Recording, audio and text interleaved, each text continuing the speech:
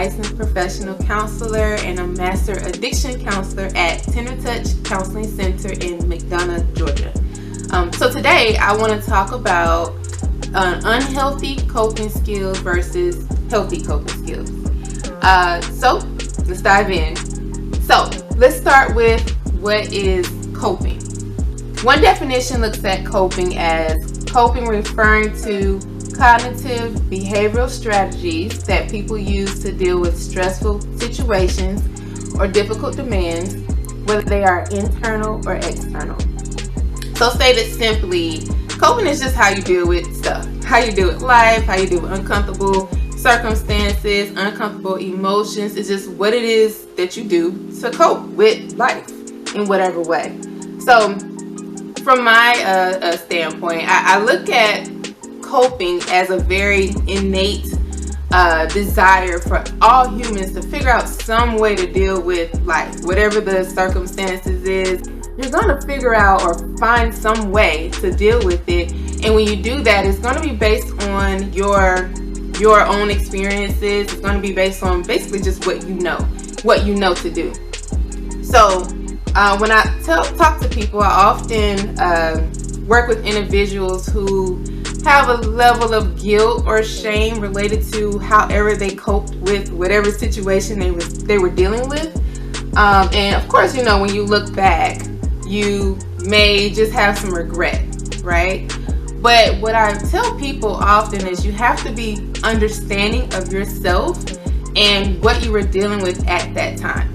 And you did what you knew to do at that time. So I have to work with people often about self-forgiveness and just understanding, like I said, we are going to figure out some kind of way of coping based off of whatever we know to do. And we can't always be so hard on ourselves when we know more now than we knew back then. So with that being said, if you start to look back or look at your current circumstance right now, and you realize that, maybe what you used to do is not working the way it used to work, or you look back and you recognize maybe it's causing you more problems or more issues, or you have more detrimental results that are happening because of the way that you decided to cope, that's when you might have to start thinking, let's look at something else. Let me try to figure out if there's something else I can do that may benefit me much more than whatever it was I was doing. And once you know better, you do better. That's how the saying goes. Once you know better, you do better. So let's talk a little more about these unhealthy, negative coping skills. Now, with unhealthy coping skills, they tend to feel really good in the moment. They do something for us. They tend to be very temporary fixes. And like I said, we don't like uncomfortable emotions. We just don't. Humans, we don't want to feel uncomfortable. So if anything we do can provide us with a little bit of relief, a lot of times we're gonna go for it. We're gonna try to do that. And then people who tend to seek immediate gratification, they're gonna go in that direction too. So when we look at that, they don't really give you long-term benefits. They just only give you a little short benefit in the moment. And what we find is that it disrupts us in some way in the long run. It makes the mental health status worse. It can make our physical status worse. It can cause problems with our other relationships, and sometimes we just don't notice it until it happens. So let's take a moment and look at some of these examples of just a short list of examples of some of these unhealthy coping skills. One of the first ones that come to mind is chemicals. Any kind of chemicals you have, any kind of drugs, alcohol, tobacco, nicotine, you have sugar, you have caffeine. Those are chemical short-term releases, and they have different properties and all of that stuff.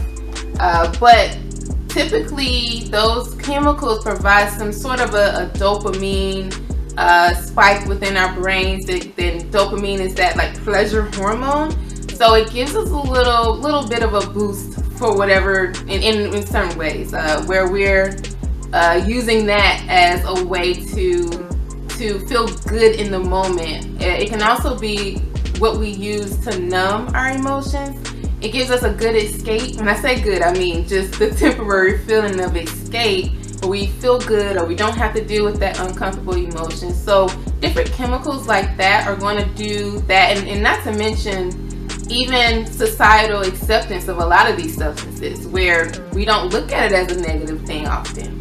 A lot of times we don't get the negative effect until later on, because in the moment, you know, I mean, if you ever heard anybody say, you know, girl, I need a drink, or, you know, just different things like that, and in the initial just, okay, girl, I need a drink, okay, that may not be so bad, but if we're girling, I need a drink every day and hours out of the day, then eventually that may become a problem. So that's one reason why the chemicals may be more so on the side of the unhealthy coping skills rather than healthy coping skills. Another example would be overeating or unhealthy eating. Same thing. We have the dopamine effect that may be happening in that moment. We have the numbing that may be happening in that moment. And even though it may be nice to have a nice slice of cake here and there, if you're doing a nice size whole cake every day, that may not be good for you. So that may feel good in the moment, but over time you're going to have some effects from that. Sleeping is another example. Oversleeping or sleeping too little. Now of course sleep is good. We need sleep. All of us need sleep. Naps are good. I love me a good nap when I can get it. But sleeping, if we're sleeping too much, that will be considered a way of escape. And if we are sleeping in order to avoid and escape from life, then that's not going to be beneficial to us in the long term. And of course, if we're sleeping too little, you know, that's going to cause issues on our mental and our physical state. So the sleep, if you're using sleep as a way of coping, that in the long run, then that may be something that proves to be detrimental to you. Procrastination is another way to escape.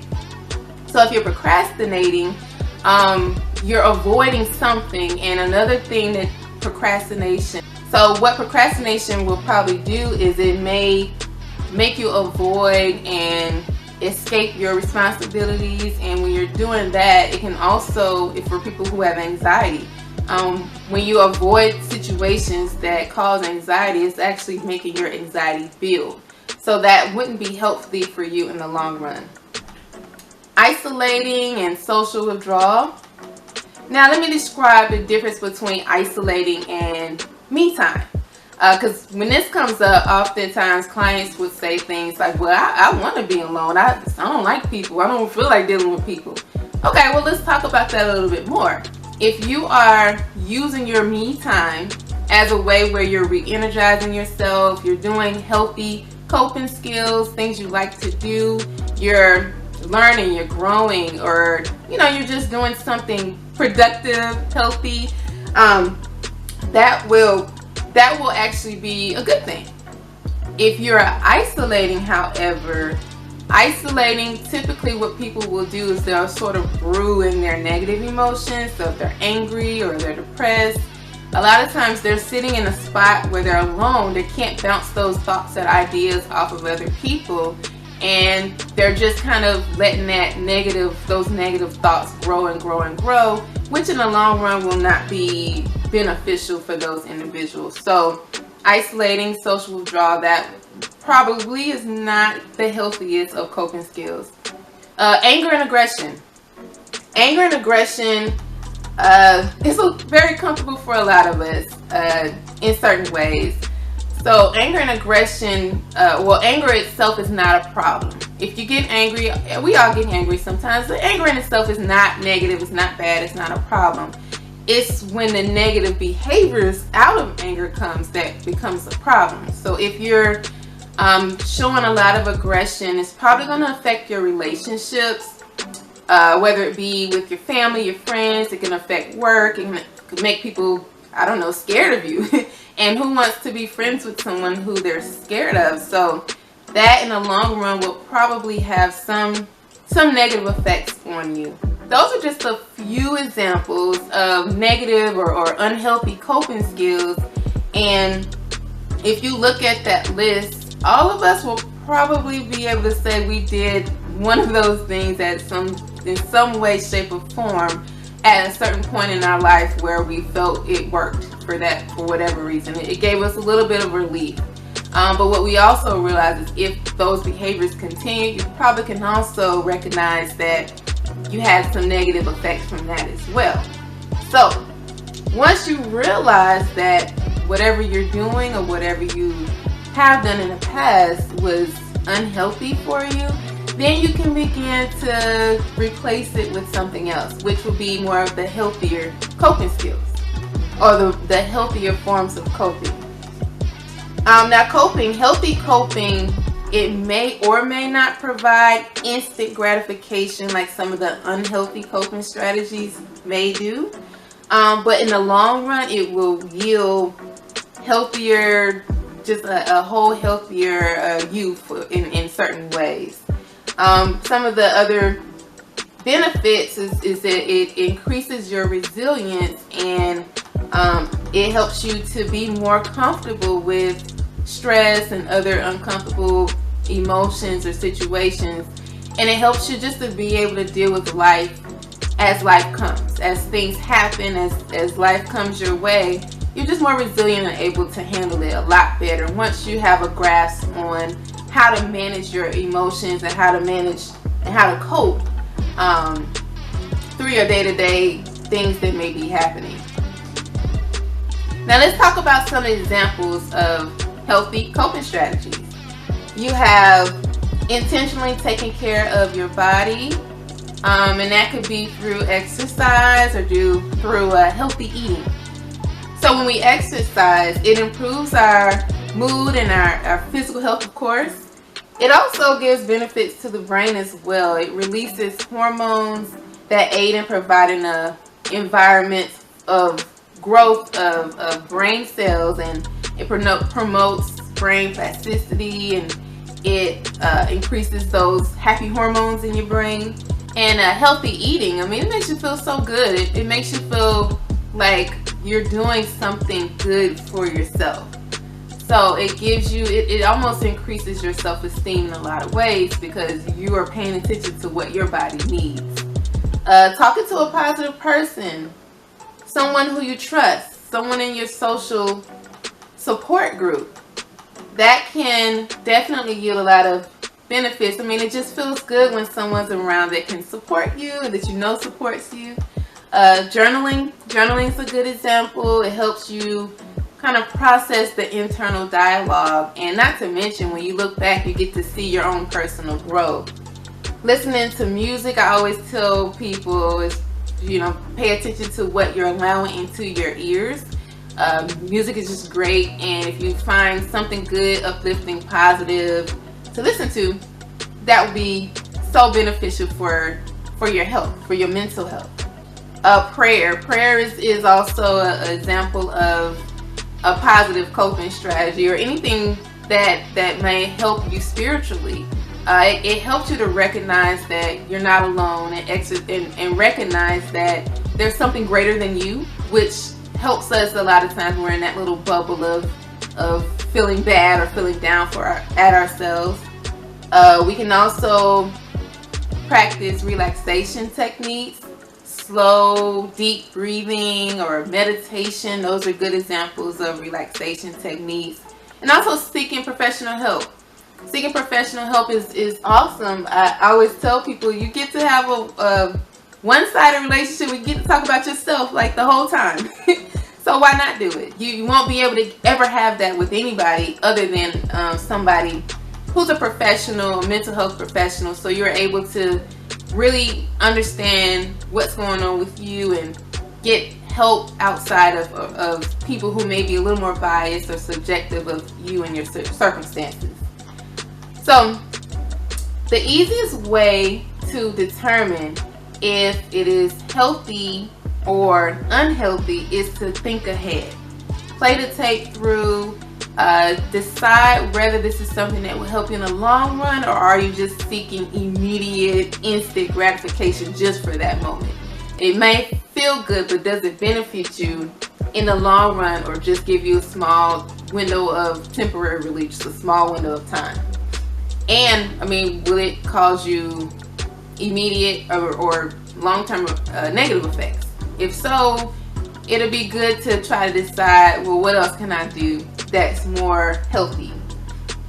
Just to recap, the purpose of this discussion is really just to recognize whether your method of coping is going to help you or harm you. So if you realize that the way that you've been coping, or something is not working the way it used to work, or it doesn't help you the way you thought it would, then it's just a good idea to make some changes. And we can make changes at any point in our lives, but we have to just be able to recognize, don't be too hard on yourself. You did what you knew to do at the time. You did what you felt you wanted to do. You were trying to get rid of the pain. It's understandable. So don't be too hard on yourself, but now is the time to decide, you know, what can I do that's going to really benefit me in the long run. Okay, so I hope this helps, but if you notice that your way of coping is more detrimental, and you would like more assistance, you can definitely reach out to us, one of the therapists at Tender Touch Counseling Services. We'll be more than happy and just willing to help and to help you along this journey. And our contact information will be provided for you on the screen. Thank you for listening. Have a great day and happy healthy coping.